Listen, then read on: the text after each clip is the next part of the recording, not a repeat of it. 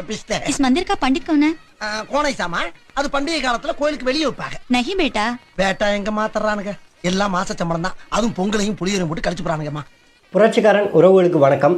தமிழ்நாட்டில் மொழிக்காக எந்த ஒரு பிரச்சனை வந்தாலும் சரி, சமரசம் இல்லாமல் எந்த ஒரு கொள்கையிலையும் மாறுதல் இல்லாமல் துணிந்து நிற்கக்கூடிய ஒரே ஒரு இயக்கமும் ஒரே ஒரு தலைவரும் அண்ணன் சீமானும் நாம் தமிழர் கட்சியும் மட்டும்தாங்கிறத மீண்டும் ஒரு முறை காலம் நமக்கு நிரூபித்து காட்டியிருக்கிறது.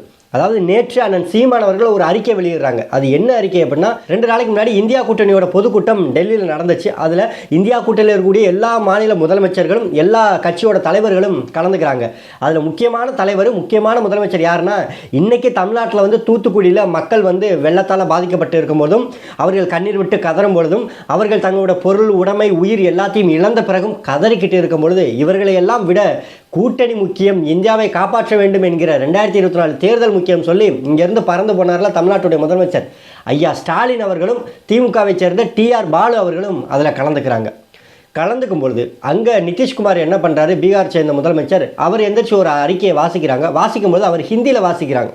இது தெரிஞ்சுக்கிட்ட திமுகவோட டிஆர் பாலு என்ன சொல்கிறாருன்னா, நிதிஷ்குமார் அவங்க வாசிக்கிறத ஆங்கிலத்தில் எங்களுக்கு மொழிபெயர்த்து கொடுங்க அப்படின்னு சொல்லி அவர் ஒரு கோரிக்கை வைக்க, இதை தெரிஞ்சுக்கிட்ட நிதிஷ்குமார் உடனே கோபமாயிட்டார்.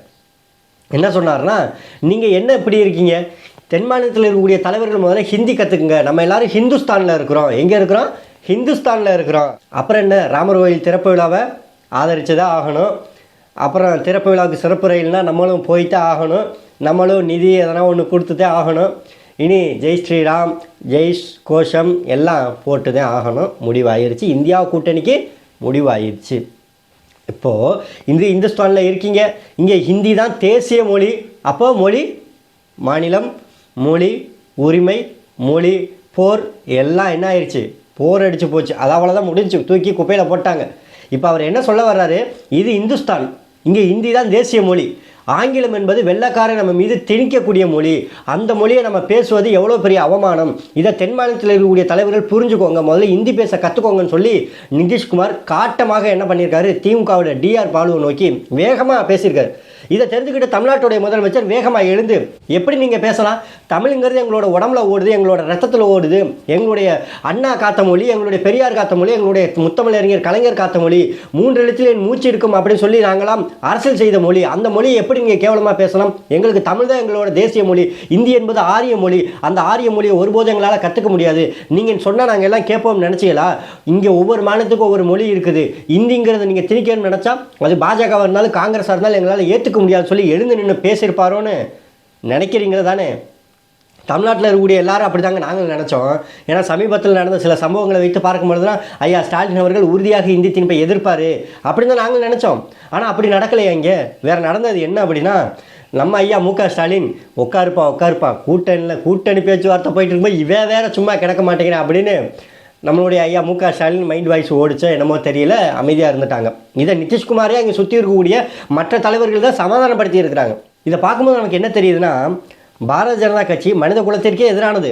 ஆனால் அவனுக்குன்னு ஒரு திட்டம் இருக்குது, அஜெண்டா இருக்குது, அவனுக்குன்னு ஒரு செயல்பாடுகள் இருக்குது, அவனுக்குன்னு ஒரு மூளை இருக்குது. இந்த மூளை இப்படித்தான் வேலை செய்யும்னு நம்மளும் தெளிவாக என்ன பண்ணுறோம், எதுக்குறோம். இந்த மூளை என்ன கொண்டு வந்தாலும் நமக்கு எதிராக தான் இருக்கும், அதில் ஏதோ ஒரு சூழ்ச்சி இருக்கும்னு தைரியமாக எதிர்த்துடுறோம். ஆனால் இந்த இந்தியா கூட்டணியில் இருக்கக்கூடிய எல்லா மூலையும் நீங்கள் பார்த்தீங்கன்னா எல்லாம் ஒவ்வொரு திணுசாக இருக்குது. வெளியில் வந்து நாங்கள் இந்தியா கூட்டணி மோடியை எதிர்க்கிறோம் என்கிற ஒற்றை சொல்ல மட்டும் பயன்படுத்திக்கிட்டு உள்ளுக்குள்ளே அவர்கள் கொண்டு வரக்கூடிய இந்துத்துவா கொள்கையும் இந்தி திணிப்பையும் மற்ற மாநில அரசுகளுக்கு எதிரான திட்டங்களையும் எல்லாமே என்ன பண்ணுது, இந்தியா கூட்டணியும் மறைமுகமாக பேசுது, தன்னோட கருத்தின் மூலியமாக வெளிப்படுத்துது. சமீபத்தில் திமுகவுடைய சனாதன ஒழிப்பில் காங்கிரஸோட நிலைப்பாடு, பீகாரோட நிலைப்பாடு, மம்தா பானர்ஜியோட நிலைப்பாடு, அகிலேஷ் யாதவோட நிலைப்பாடு, சிவசேனா கட்சியோட நிலைப்பாடு, இது எல்லாம் நம்மளால் பார்க்க முடிஞ்சிச்சு. அதே போல் திமுக இங்கே பேசக்கூடிய பெரியாரை வந்து மற்ற யாரும் பேசுவார்கள்னா யாரும் பேச மாட்டாங்க. இன்றைக்கி காங்கிரஸ் பேசுது, பெரியாருடைய கொள்கைப்படி திராவிட மாடல் ஆட்சி நடக்குதுன்னு தமிழ்நாட்டுடைய காங்கிரஸ் தலைவர் இங்கே உட்காந்துட்டு பேசுகிறாரு.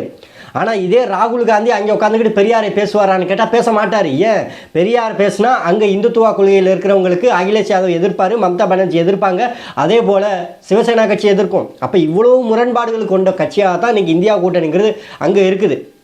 இதெல்லாம் ஒரு புறம் இருக்க, இன்றைக்கி தமிழ்நாட்டுடைய அமைச்சர், தமிழ்நாட்டுடைய முதலமைச்சர் இன்றைக்கி அந்த கூட்டத்தில் கலந்துக்கும் போது இந்தி தான் தேசிய மொழின்னு சொல்கிறாங்க.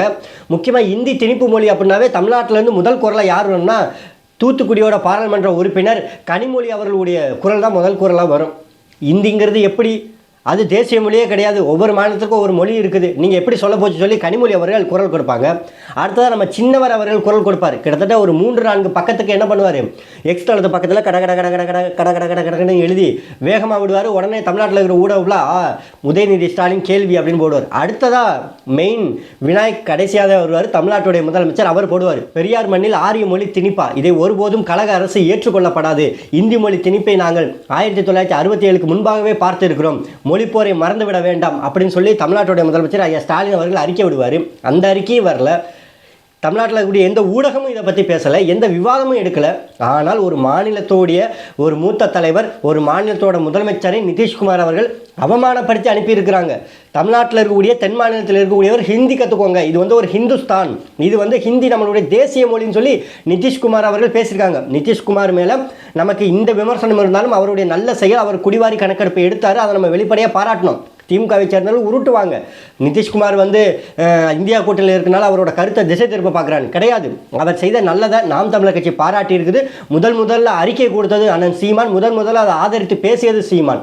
இன்னைக்கு அதே நிதிஷ்குமார் தமிழகத்திற்கு எதிரான கருத்து சொல்லும்பொழுதும் எதிர்த்து முதல்ல அறிக்கை கொடுத்ததும் அண்ணன் சீமான் தான். இன்னைக்கு கேள்வி கேட்பதும் நாம் தமிழர் கட்சியும் தான், வேற யாரும் கேட்கல. இந்த தமிழ்நாட்டில் தமிழை வைத்து ஆட்சி செய்யக்கூடியவர்கள், தமிழை வைத்து அரசியல் செய்யக்கூடியவர்கள், தமிழ்நாட்டில் இந்தி வேண்டாம் என்று எதிர்க்கக்கூடியவர்கள் கூட இன்னைக்கு நிதிஷ்குமாருடைய கேள்விக்கு யாரும் கேள்வி எழுப்பலை, யாரும் நிதிஷ்குமாருக்கு எதிராக தன்னோட கருத்தை பதிவு செய்யலை. திமுகவில் சேர்ந்தவங்க எத்தனையோ பேர் இருக்கிறாங்க. சமீபத்தில் ஒரு விமான நிலையத்தில் கூட ஒரு இராணுவ வீரர் வந்து ஹிந்தியில் பேசணும் ஒரு பொண்ணை சொல்லிட்டான்னு சொல்லி திமுகவில் இருக்கக்கூடிய எல்லா உறுப்பினர்களும் எழுந்து பேசுனாங்க. எத்தனையோ பேர் பேசுகிறாங்க, எத்தனையோ வாடவாய்கள் குதித்ததா, பார்த்தீர்களா, இதுதாண்டா தளபதி, இதுதாண்டா கனிமொழி, இதுதாண்டா சின்னவர் அப்படின்னு சொல்லி எல்லாத உருட்டெல்லாம் உருட்டினாங்க. இன்றைக்கி அவங்களாம் எங்கே போனாங்க, ஏன் கேள்வி கேட்கல? அப்போ கூட்டணிக்காக எதை வேணாலும் திமுக விட்டு கொடுக்கும் என்பது இன்னைக்கு இந்த நடவடிக்கையின் மூலியமாவது தெரிய வருதாங்கிறத என் மக்களும் புரிஞ்சுக்கணும், கூட்டணி கட்சிக்குள்ளே இருக்கக்கூடிய வாடவாய்களும் புரிஞ்சுக்கணும். என்னப்பா பொசுகணும் கூட்டணி கட்சியில் இருக்கிறவங்கள வாடகை வாங்கின்னு சொல்லிட்டாரு. உண்மைதான், திமுகவோட உறுப்பினராக இருக்கிறவன் 200 வாங்கிட்டு வாடகையாக இருக்கிறான், அது உருட்டு போடுறான். ஆனால் இவங்க 200 வாங்காமல் தேர்தலப்போ மொத்த பணத்தையும் மொத்தமாக வாங்கிட்டு, உண்மையிலே சொல்கிறேன், மனசாட்சி உள்ள ஒருவன் தமிழ்நாட்டில் இந்த விடுதலை சிறுத்தை கட்சின்னு ஒன்று இருக்குது, ஆனால் திருமாவளவன் இருக்கார். நேற்று போய் என்ன சொல்கிறார், பொன்முடியோட ஊழல் வழக்கில் உள்நோக்கம் இருக்குன்னு சொல்லி அவர் ஒரு ஆதரவு கருத்து தெரிவிச்சுட்டு வர்றாரு. ஒருவேளை 2024 இந்தியா கூட்டணி அமைச்சுன்னா நிதிஷ்குமார் இது ஹிந்துஸ்தானுக்கு ஏற்ற மாதிரி நீங்கள் வந்து பல திட்டம் உருவாக்கணும்னு சொல்லி காங்கிரஸ் கட்சிக்கு அழுத்தம் கொடுப்பாரா மாட்டாரா? அப்படி அழுத்தம் கொடுத்தா திமுக அதை தடுக்குமா? இன்னைக்கே தடுக்கலையே. ஏன்னா வட மாநிலத்தில் அவர்களுடைய அரசியல் இதுதான், இப்படித்தான் இருக்கும். இது தெரியாதன்னு கூட கிடையாது. இது தெரிஞ்சுக்கிட்ட திமுக தமிழ்நாட்டில் என்ன பண்ணுது, இந்தியா கூட்டணி, மத சார்பின்மை கட்சி, ஆரியத்திற்கு எதிரான கட்சி, எல்லா மொழிகளையும் காக்கக்கூடிய கட்சி, எல்லா மாநிலத்துக்கும் உரிமையை பெற்றுத்தரக்கூடிய கட்சின்னு சொல்லி பொய்யான வாக்குறுதியை கொடுத்து ஏமாத்துது. அதைத்தான் முதல்ல சொன்னது, பாரதிய ஜனதா கட்சிக்காவது ஒரு முகம் இருக்குது, அதோட குணம் என்னன்னு தெரியும். ஆனால் இந்தியா கூட்டணிக்கு நாங்கள் உத்தமர்கள், நாங்கள் தூய்மையானவர்கள், நாங்கள் நேர்மையானவர்கள் சொல்லி பொய்யை பேசி அதிகாரத்திற்கு வந்து பாரதிய ஜனதா கட்சி எதை செயல்படுத்த நினைக்கிறதோ அதை தான் இந்தியா கூட்டணியும் செயல்படுத்த போகுது.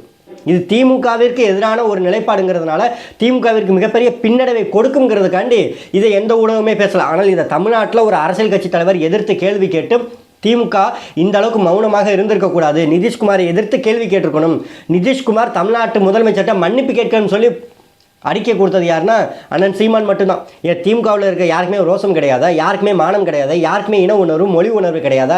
முத்தமிழறிஞர் கலைஞர் என்ன மொழி உணர்வு ஊட்டினார், தளபதி மு.க. ஸ்டாலின் என்ன மொழி உணர்வு ஊட்டினார், சின்னவர் என்ன இளைஞர்கள்ட்ட இன்னைக்கு இளைஞரணி மாநாடு நடக்குது, என்ன மொழி உணர்வு இன்னைக்கு இளைஞர்கள்ட்ட ஊட்டினார்னு சமூக வலைதளத்தில் பலரும் கேள்வி கேட்டாங்கன்னா திமுகவை சேர்ந்தவர்கள் என்ன பதில் சொல்லுவாங்க? யாராலையும் பதில் சொல்ல முடியாதா இல்லையா? ராணுவ வீரர் கேட்டதுக்கே கொதித்தெழுந்த திமுக இன்னைக்கு நிதிஷ்குமார்ங்கிற ஒரு தலைவர் கேட்டிருக்காரு, இது ஹிந்துஸ்தான் வேற சொல்லியிருக்காரு, எப்படி எதிர்க்காமல் இருக்க முடியும்? அப்போ இங்கே என்ன தெரியுது, இவர்களும் ஆரியத்திற்கு துணை போகக்கூடியவர்கள் தான் இந்த திராவிட திருவாளர்கள், இந்த திராவிட மாடல் ஆட்சியாளர்கள். இந்த இந்தியா கூட்டணிங்கிறது வெளிப்படையாக நிரூபணம் ஆகுது. இதில் என்ன ஒரு கொடுமைனா, ஒரு தேசிய கட்சியை வீழ்த்து ஒரு மாநில கட்சி ஆட்சிக்கு வந்தது தமிழ்நாட்டில் தான் முதல் முறை. அந்த தமிழ்நாட்டிலையும் மொழிப்போர் தான் அதற்கு முக்கியமான காரணமாக இருந்தது. திராவிட கொள்கைகள், இந்த திராவிட கட்சி தலைவர்களுடைய பேச்சு, இது எல்லாத்தையும் மக்களிடத்தில் அதிகமாக கொண்டு போனது இந்த மொழிப்போர் தான். அந்த மொழிப்போரை வைத்து ஆட்சிக்கு வந்த திமுக இன்னைக்கு அந்த அளவுக்கு மொழியின் மீது பற்று கொண்ட கட்சியாக தன்னை உருவகப்படுத்திக்கிறது வெளிப்படையாக. அதான் வெளியில், உள்ளுக்குள்ளே வந்து அவர்களுடைய செயல்பாடு எப்படி நமக்கே தெரியும். வெளியில் வந்து ஹிந்தி தெரியாது போடான்னு டிஷர்ட் அடிப்பாங்க. ஆனால் இன்றைக்கி ஹிந்தி தாண்டா எங்களோட தேசிய மொழின்னு சொல்லக்கூடிய தலைவரை எதிர்த்து ஒரு வார்த்தை கூட தளபதி மு.க. ஸ்டாலினையும் சொல்ல முடியல, டிஆர் பாலுவாலையும் சொல்ல முடியல, யாராலையும் வாயை திறந்து ஒரு பதில் கூட சொல்ல முடியல. நிதிஷ்குமாரை எதிர்த்து ஏன் சொல்ல முடியல? கூட்டணி, வெறும் கூட்டணி லாபத்துக்காண்டி தமிழ்நாட்டுடைய உரிமைகள், தமிழ்நாட்டுடைய நலன், மொழி உணர்வு, இன உணர்வு எல்லாத்தையும் அடமானம் வைத்து விட்டதுனால தான் இன்னைக்கு இந்த நிலைமைக்கு இருக்கிறோம். இன்னைக்கு நிதிஷ்குமார் சொல்றாரு ஆங்கிலம் என்பது வெள்ளைக்காரன் நம்ம மீது திணித்த மொழி அப்படின்னு. இன்றைக்கி அதே தான் நாங்களும் சொல்கிறோம். வடநாட்டில் இருக்கக்கூடிய வடமாநில தலைவர்கள், வடமாநில அரசியல் கட்சிகள், இந்திய ஒன்றிய அரசாங்கம் தமிழ்நாட்டும் தமிழர்கள் மீதும் திணிக்கக்கூடிய ஒரு மொழி தான் இந்தி மொழி. இந்த வார்த்தையை பதிவு செய்வதற்கு திமுகவிற்கு ஏன் தயக்கம்? ஐயா முதலமைச்சர் ஸ்டாலின் அவர்களுக்கு எனக்கு எதற்கு தயக்கம்? டிஆர் பாலுக்கு எதற்கு தயக்கம்? எதற்கு தயக்கம்? இது தமிழ்நாட்டிலேருந்து பதிவு செய்த ஒரே ஒரு கட்சி அண்ணன் சீமான் மட்டும் தானே. அப்போ அண்ணன் சீமான் மட்டும்தான் இங்கே தமிழ்நாட்டு மக்களுக்காண்டி உழைக்கிறாங்களா? அண்ணன் சீமான் மட்டும்தான் இங்கே தமிழ்நாட்டு மக்களுக்காண்டி உண்மையாக இருக்கிறாங்களானா? ஆமாம், அவர் மட்டும்தான் இருக்கிறாரு. ஆனால் அவருடைய அதிகாரத்தை வாங்கி இன்றைக்கி அதிகாரத்தில் இருக்கக்கூடிய திமுக கட்சி, தமிழ்நாட்டுடைய முதலமைச்சர் சொல்லக்கூடியவர்கள், தமிழை காப்பாற்ற போகிறோம் சொல்லக்கூடியவர்கள், மாநில உரிமையை பேச போகிறோம் சொல்லக்கூடியவர்கள், ஆரிய மொழியான இந்தியை எதிர்க்க போகிறோம் என்று சொல்லக்கூடியவர்கள் வாயை மூடி மௌனமாக இருக்கிறாங்க. இதே கருத்தை பாஜக சொல்லியிருந்தா, இதே கருத்தை அமித்ஷா சொல்லியிருந்தா, இதே கருத்தை மோடி சொல்லியிருந்தா, இந்நேரம் திமுகவில் இருக்கக்கூடிய எல்லாருமே கொதித்து எழுந்திருப்பாங்க. ஆனால் இந்த கருத்தை இந்தியா கூட்டணியில் இருக்கக்கூடிய வட மாநிலத்தில் முக்கியமான தலைவராக பார்க்கக்கூடிய நிதிஷ்குமார் அந்த கருத்தை சொன்னதுனால இன்றைக்கி திமுக வாயை மூடிக்கிட்டு இருக்குது. ஏன் அப்படின்னா கூட்டணிக்குள்ள குழப்பம் வந்துடும். இந்தியாவை காப்பாற்ற வேணாமா? ஆனால் இடுமாவனம் கார்த்தி கூட அடிக்கடி சொல்லுவார், பாஜகவிட்ட எதனா ஒரு கேள்வி கேட்டால் அந்த சியாச்சின் மலையிலே இராணுவ வீரர் அப்படின்னு. அந்த மாதிரி இப்போ இந்தியா கூட்டணிக்குள்ளே நீங்கள் எந்த கருத்தை வேணால் கேளுங்களே, திமுக கிட்ட பாஜக உள்ளே வந்துடும், பாஜகவை ஒழிப்பது தான் எங்களுடைய ஒற்றை நோக்கம்னு சொல்லுவாங்க. சரி, திருமாவளவன்ட்ட கேள்வி கேளுங்களே, மதச்சார்பின்மையே முற்று முழுதாக அழிக்கக்கூடிய ஒரு ஆரிய சக்தி வளர்ந்துக்கிட்டு இருக்குது, அம்பேத்கருடைய கோட்பாடையே தூக்கி எறிய போகிறாங்க, மோடியை எதிர்க்கணும், அதனால் கூட்டணியில் இருக்கிறோம். சரி, மற்ற கட்சியை கேளுங்க, திமுக தான் வலுவாக பாஜகவை எதிர்க்கிறது, அதனால் அவர்கள் பின்னாடி தான் நாங்கள் இருக்கிறோம்னு. ஏன்னா பாஜகவை எதிர்க்க வேண்டும் என்கிற ஒரே காரணத்துக்காண்டி நீங்கள் என்ன பண்ணுறீங்க? மட்டமான அரசியலை நீங்கள் இந்தியா கூட்டணி செய்துக்கிட்டு இருக்குது. பாஜகவை எதிர்ப்பதற்கு உண்மையாகவே தமிழ்நாட்டுடைய முதலமைச்சர் ஐயா மு.க. ஸ்டாலினுக்கு அந்த துணிவு இருந்தால் அப்படின்னா தமிழ்நாட்டில் தனித்து நிற்கலாம். இல்லை தமிழ்நாட்டில் காங்கிரஸை கூட கழட்டி விட்டு பாஜகவையும் காங்கிரஸையும் இந்த மண்ணில் காலூன்ற விடாமல் செய்ய முடியும். அவங்களால, அவங்க நினச்சா செய்ய முடியும். திமுகவிற்கு அந்த திறமை இருக்கிறது, அந்த துணிச்சல் இருக்கிறது. ஆனால் அதை செய்யாது. காரணம் என்னென்னா அவர்களும் ஆரிய சக்திகளும் ஒன்றா தான் எப்போதுமே இருப்பாங்க. அதுதான் அவர்களுடைய அரசியல் எதிர்காலத்துக்கு நல்லதுன்னு அவங்க நினைப்பாங்க. அதனால தான் நாங்கள் மறுபடியும் நினைவுபடுத்த வேண்டியதாக இருக்குது. ஐயா பசுமன் முத்துராமலிங்க தேவர் சொன்னதான், ஆரியமும் திராவிடமும் ஒன்று தான், அவர்கள் ஒரு நாள் கட்டி பிடித்து கைகுலுக்கி சங்கமிப்பார்கள்னு. அதை இன்னைக்கு இந்த அரசியலில் பயன்படுத்திக்கிட்டு வர்றது எங்களுடைய அண்ணன் சீமான் தான்.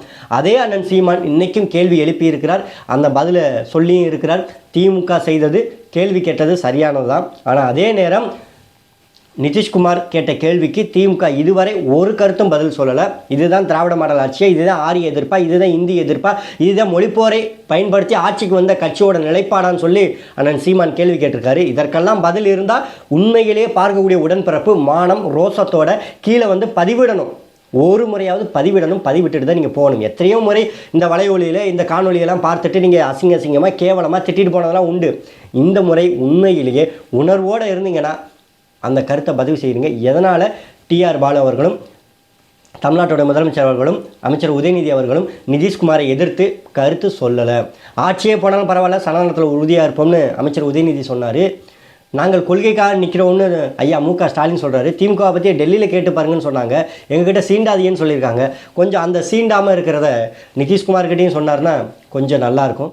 இறுதியாக ஒன்று தான், பாஜகவோட மறு உருவம் சொல்லி அழைத்த சிவசேனா கட்சி இந்தியா கூட்டணியில் இருக்கும் பொழுது, ஹிந்துஸ்தான்னு சொல்லக்கூடிய நிதிஷ்குமார் இந்தியா கூட்டணியில் இருக்கும் பொழுது, நாங்கள் ராமன், இந்தியாவை காப்பாற்ற வந்த ராமன் தான் ராகுல் காந்தின்னு சொல்லி பேசக்கூடிய காங்கிரஸ் கட்சி உள்ளே இருக்கும் பொழுது, சனாதனத்தை நாங்கள் முழுமையாக ஏற்கிறோம்னு சொல்லக்கூடிய அகிலேஷ் யாதவ் இந்தியா கூட்டணிக்குள்ளே இருக்கும் பொழுது திராவிடம் போலியானது, பெரியார் போலியானது, அண்ணா கலைஞர் விதைத்த இந்த திராவிட அரசியலும் போலியானது என்பது இந்த மக்கள் உணர்ந்து கொள்வாங்க, மக்கள் விழித்து கொள்வாங்க.